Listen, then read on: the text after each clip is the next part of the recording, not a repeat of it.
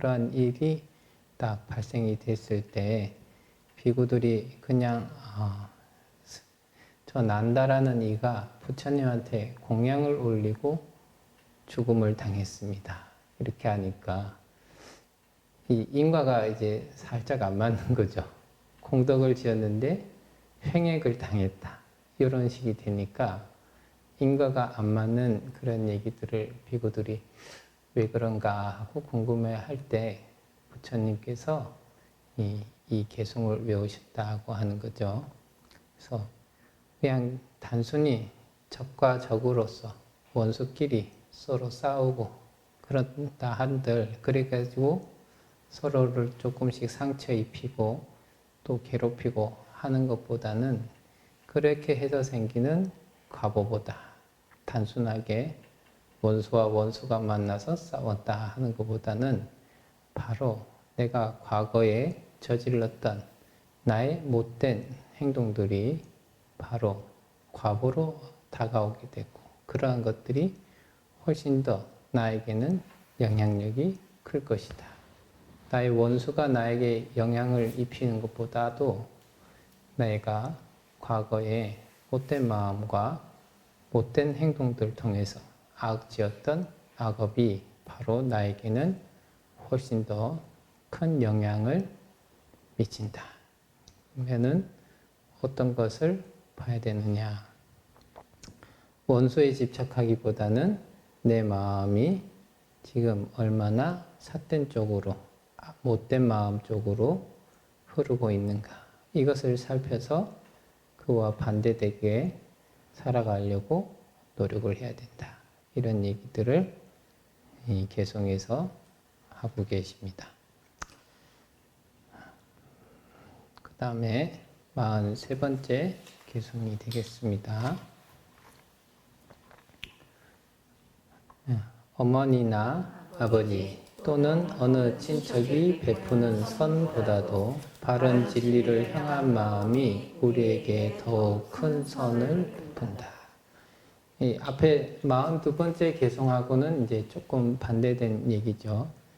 이 어머니나 아버지, 일가 친척들, 그 다음에 나의 권속들, 이런 이들이 나에게 베푸는 선. 앞에서는 원수와 원수가 만났으니까 서로를 괴롭히는 악한 과보에 대한 얘기를 했었다면은 이번에는 선한 과보에 대한 얘기를 하죠. 그래서 친척 혹은 가까운 친분 있는 어떤 분들이 베풀고 나도 그런 사람들한테 베풀기가 쉽고 그래서 서로가 이 베푸는 그러한 선들보다도 마음이 우리가 바른 진리를 향해서 마음이 향하고 그래서 그것을 바탕으로 닦는 그러한 선업이 우리에게 훨씬 더 큰 즐거움의 과보를 가져오게 된다.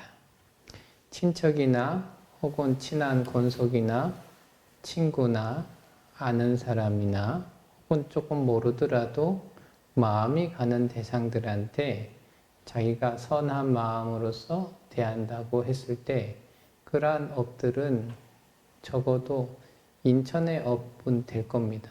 하지만 부처님께서 진정으로 원하시는 중생의 해탈에 보자면은 아직 많이 부족하고 아직 갈 길이 먼 그런 얘기죠.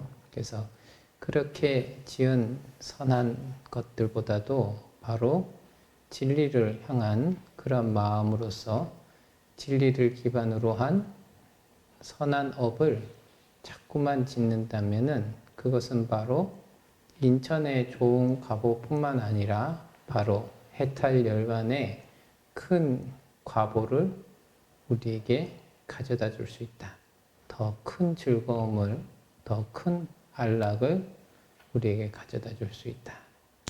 그래서 이 아주 소소한 선들도 훨씬 더 중요하겠지만 그러한 선보다도 진리를 향한 그 선들이 훨씬 더 좋겠다.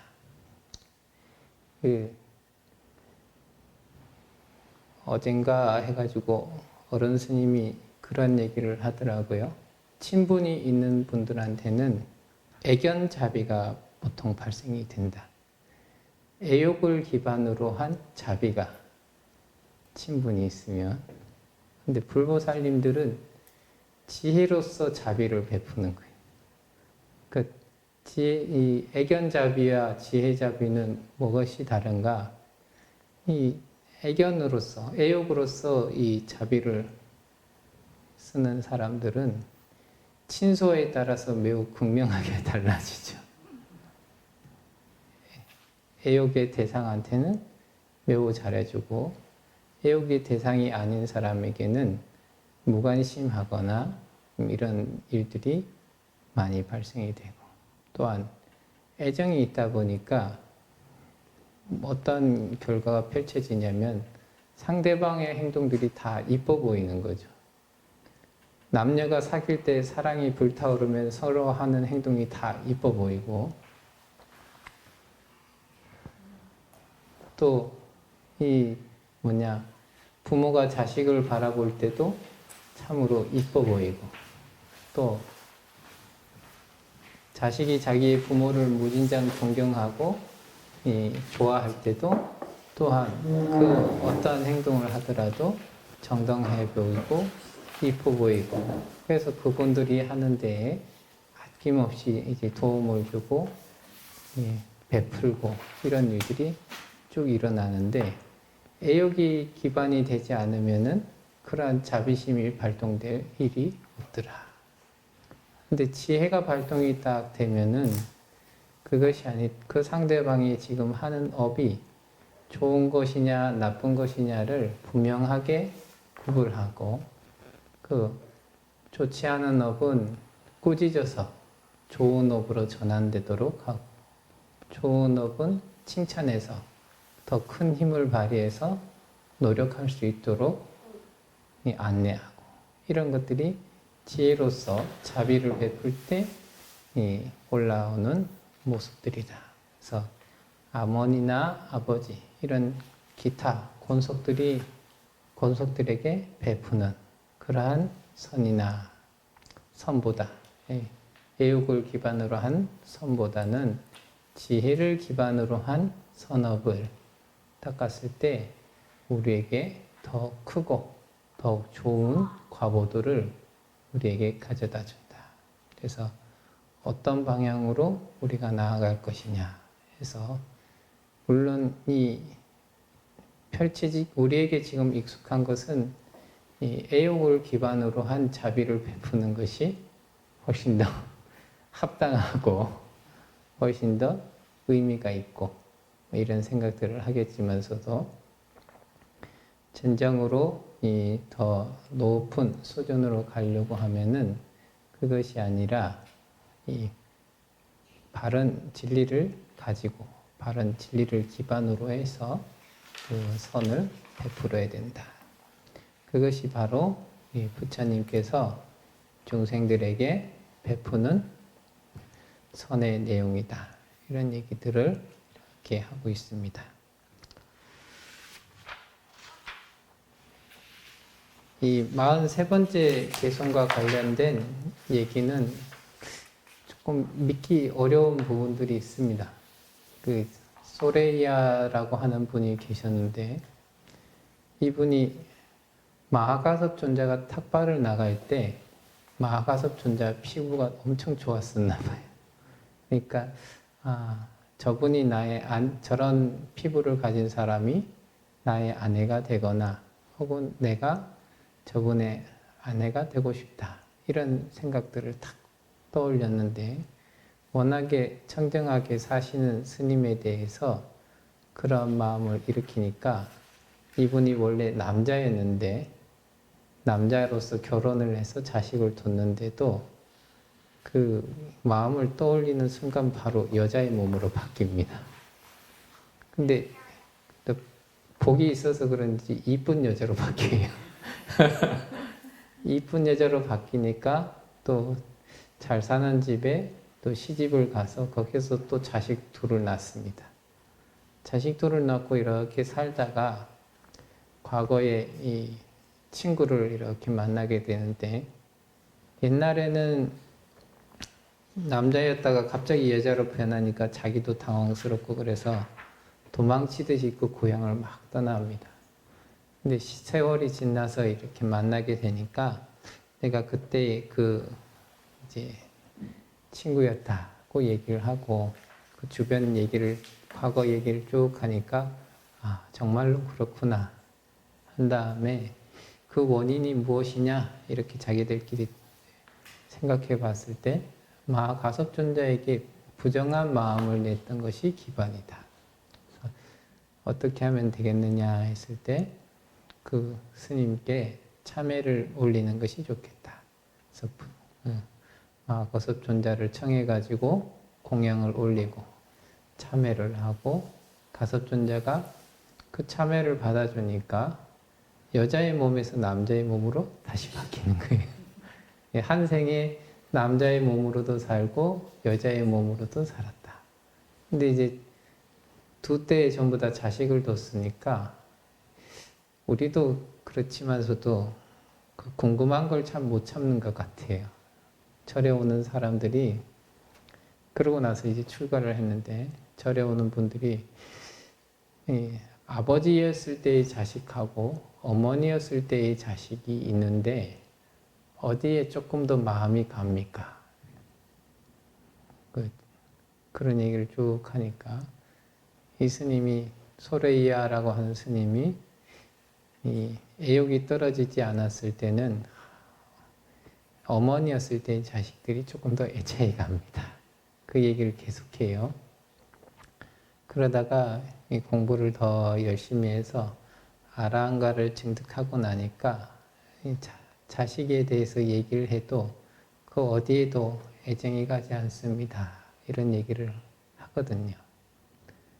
그러한 얘기들을 통해서 이 부처님께서 이 과거에는 이런 자식, 친척 이런 데에 대한 애착을 가지고 살았을 때는 거기에 선을 베푸는 것이 좋지만서도 이 바른 진리에 대해서 향하는 그 깊은 마음으로서 수행을 했을 때는 그 해탈과 열반이라고 하는 아주 커다란 과보가 우리에게 찾아온다. 그래서 그 선도 좋긴 하지만서도 애견자비가 좋긴 하면서 좋지만서도 그것보다도 훨씬 더 좋은 것은 바로 진리를 향하는 그 마음이다. 이런 얘기들을 부처님께서 하셨습니다. 그 다음에 꽃의 장으로 넘어가겠습니다.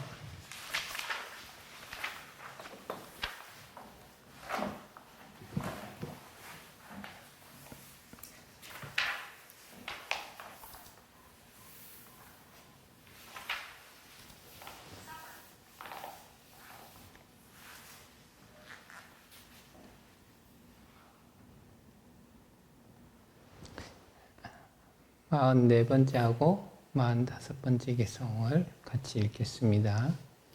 누가 이 대지를 정복할 수 있을까? 누가 천상과 지옥을 정복할 수 있을까? 그 누가 감동적인 법문역기를 솜씨 있는 이가 고운 꽃을 꾸미듯 할까? 참된 수행자는 이 대지를 정복하고 천상과 지옥을 정복할 수 있다. 진리질한 수행자만이 진리의 말씀을 엮을 수 있다. 솜씨 있는 이가 고운 꽃을 꾸미듯이 되어 있는데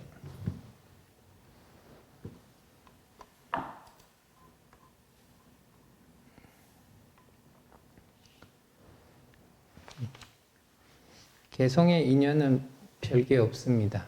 스님들이 이 안거를 마치면 유행을 떠나고 유행을 떠나다 보면은 곳곳의 지역들을 이렇게 살펴보고 그런 다음에 어느 장소에서 스님들이 쭉 모이게 되는데 그 스님들이 모여서 하는 얘기가 땅에 대한 얘기입니다. 어디는 바위가 많고 어디는 평평하고 어디는 땅이 비옥하고 어디는 가뭄이 들었고 어디는 홍수가 들었더라. 그 얘기를 쭉 하는 거죠. 우리도 사는 지역이 다른 사람들이 뭐 명절이든 뭐든 해가지고 한 자리에 딱 모이면 요즘에 거기는 어때 하면서 일기예보 들었던 거를 떠올려 가면서 요즘에 그쪽은 어때 하는 그런 얘기를 하는 것처럼 그런 얘기들을 쭉 얘기를 하죠. 그것을 이제 부처님께서 들으시고 비구들에게 그것은 외부에 한정된 땅이다. 자기 내부의 땅을, 내면의 땅을 어떻게 할지 그것이 가장 으뜸이 되어야 된다. 라고 하시면서 이런 개성을 말씀하셨다. 제일 처음에 이 대지다. 혹은 천상과 지옥세계 이런 얘기들을 이렇게 했다. 이 사막도 중생들을 구제하시는 특히나 그런 데 서원을 강하게 하셨던 분들을 우리는 지장보살이라 하고 지장보살의 다른 이름을 유명교주다 이렇게 얘기를 하죠. 정복자다 하면 왕이다 뭐 이렇게 우리가 보통 쉽게 생각할 수 있는데 그런 것처럼 이 천상과 지옥 여기서는 천상과 지옥 이렇게 했겠지만서도 조금 더 얘기를 하자면 지옥부터 천상세계까지 육도윤회의 세계들을 모두 정복한다. 그것은 육도윤회에 하는 모든 중생들을 구제할 수 있는 그러한 능력을 갖추신 사람이 된다. 이런 얘기겠죠. 이러한 땅, 인간계와 그 다음에 연마계는 지옥을 얘기하고요. 천계는 천상계를 얘기한다. 누가 그런 것들을 정복할 수 있겠는가? 그래서 이 어떤 불교 사전에 이렇게 봤더니 연막에 이렇게 해놓고 연막에는 어떤 데냐? 이제 삼독심을 잔뜩 부리고 그래서 이걸 기반으로 악행을 하는데 어떤 악행을 하느냐? 남의 고통을 나의 즐거움으로 여기는 사람들이 이 지옥세계에 떨어진다. 뭐 이러면서 사전에 표현을 해놨어요. 그럼 천계는